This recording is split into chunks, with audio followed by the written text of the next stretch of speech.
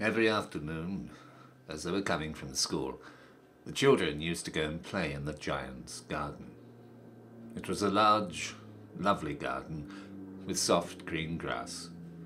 Here and there over the grass stood beautiful flowers like stars, and there were 12 peach trees that in the springtime broke out into delicate blossoms of pink and pearl, and in the autumn bore rich fruit.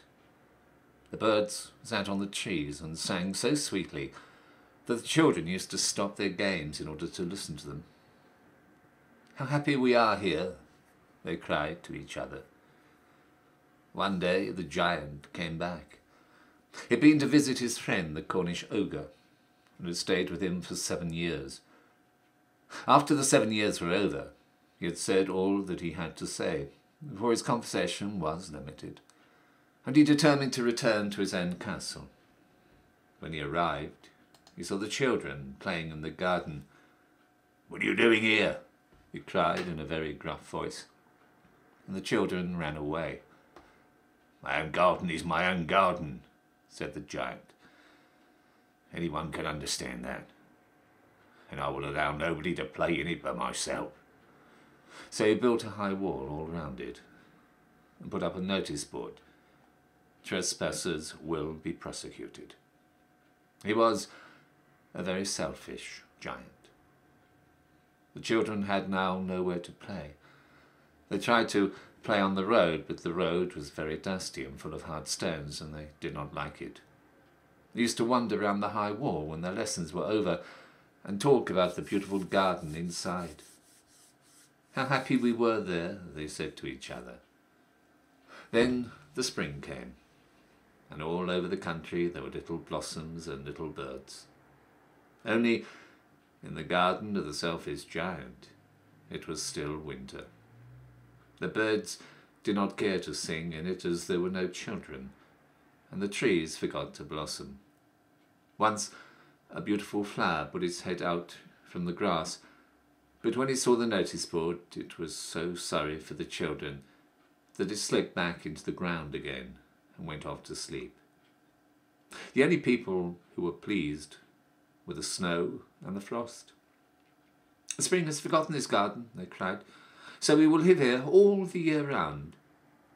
The snow covered up the grass with a great white cloak, and the frost painted all the trees silver. Then they invited the north wind to stay with them, and he came. Oh, he was wrapped in furs, and he roared all day about the garden and blew the chimney pots down. "Oh, this is a delightful spot," he said. "We must ask the hail on a visit." And so the hail came, and every day for 3 hours he rattled on the roof of the castle till he broke most of the slates, and then he ran round and round the garden as fast as he could. He was dressed in grey, and his breath was like ice. "Oh, I can't understand why the spring is so late in coming," said the selfish giant as he sat at the window and looked out at his cold white garden. "Oh, I hope there will be a change in the weather." But the spring never came, nor the summer, and the autumn gave golden fruit to every garden, but the giant's garden she gave none. "He's too selfish," she said. So it was always winter there, and the north wind and the hail and the frost and the snow danced about through the trees. One morning the giant was lying awake in bed when he heard some lovely music. It sounded so sweet to his ears that he thought it must be the king's musicians passing by. It was really only a little linnet singing outside his window, but it was so long since he'd heard a bird sing in his garden that it seemed to him like the most beautiful music in the world. Then the hail stopped dancing over his head, and the north wind ceased roaring, and a delicious perfume came to him through the open casement. "I believe the spring has come at last," said the giant. And he jumped out of bed and looked out. And what did he see? He saw a most wonderful sight. Through a little hole in the wall the children had crept in, and they were sitting in the branches of the trees. In every tree that he could see there was a little child, and the trees were so glad to have the children back again that they'd covered themselves with blossoms and were waving their arms gently above the children's heads. The birds were flying about and twittering with delight, and the flowers were looking up through the green grass and laughing. It was a lovely scene. Only in one corner it was still winter. It was the farthest corner of the garden, and in it was standing a little boy. He was so small that he could not reach up to the branches of the tree, and he was wandering all around it, crying bitterly.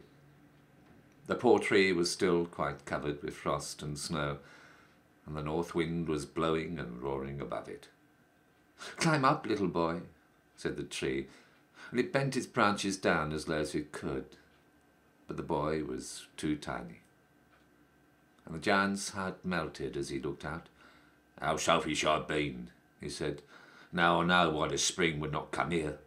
I will put that poor little boy on the top of that tree, and then I will knock down the wall, and my garden shall be the children's playground forever and ever." He was really sorry for what he had done. So he crept downstairs and opened the front door quite softly, and went out into the garden. But when the children saw him, they were so frightened that they all ran away, and the garden became winter again. Only the little boy did not run, for his eyes were so full of tears that he did not see the giant coming. And the giant stole up behind him, and took him gently in his hand, and put him up into the tree. And the tree broke out at once into blossom, and the birds came and sang on it, and the little boy stretched out his 2 arms, and flung them round the giant's neck and kissed him. And the other children, when they saw that the giant was not wicked any longer, came running back, and with them came the spring. "Is your garden now, little children?" said the giant. And he took a great axe and knocked down the wall. And when the people were going to market at 12 o'clock, they found the giant playing with the children in the most beautiful garden they'd ever seen. All day long they played, and in the evening they came to the giant to bid him goodbye. "But where is your little companion?" he said. "The boy. I put him to the tree." The giant loved him best, because he had kissed him. "We don't know," answered the children. He's gone away." "You must tell him to be sure and come here tomorrow," said the giant. The children said that they did not know where he lived, and had never seen him before, and the giant felt very sad. Every afternoon, when school was over, the children came and played with the giant. But the little boy whom the giant loved was never seen again. The giant was very kind to all the children, yet he longed for his first little friend, and often spoke of him. "I would like to see him," he used to say. Years went over, and the giant grew very old and feeble. He could not play about any more, so he sat in a huge armchair and watched the children at their games and admired his garden. "I have many beautiful flowers," he said, "but the children are the most beautiful flowers of all." One winter morning, he looked out of his window as he was dressing. He did not hate the winter now, for he knew that it was merely the spring asleep and that the flowers were resting. Suddenly he rubbed his eyes in wonder and looked and looked. It certainly was a marvellous sight. In the farthest corner of the garden was a tree quite covered with lovely white blossoms. Its branches were all golden, and silver fruit hung down from them, and underneath it stood the little boy he had loved. Downstairs ran the giant in great joy and out into the garden. He hastened across the grass and came near the child. And when he came quite close, his face grew red with anger, and he said, "Who hath dared to wound thee?" For on the palms of the child's hand were the prints of 2 nails, and the prints of 2 nails were on the little feet. "Who hath dared to wound thee?" cried the giant. "Tell me, that I may take my big sword and slay him." "Nay," answered the child, "but these are the wounds of love." "Who art thou?" said the giant. And a strange awe fell on him, and he knelt before the little child. And the child smiled on the giant and said to him, "You let me play once in your garden. Today you shall come with me to my garden, which is paradise." And when the children ran in that afternoon, they found the giant lying dead under the tree, all covered with white blossoms.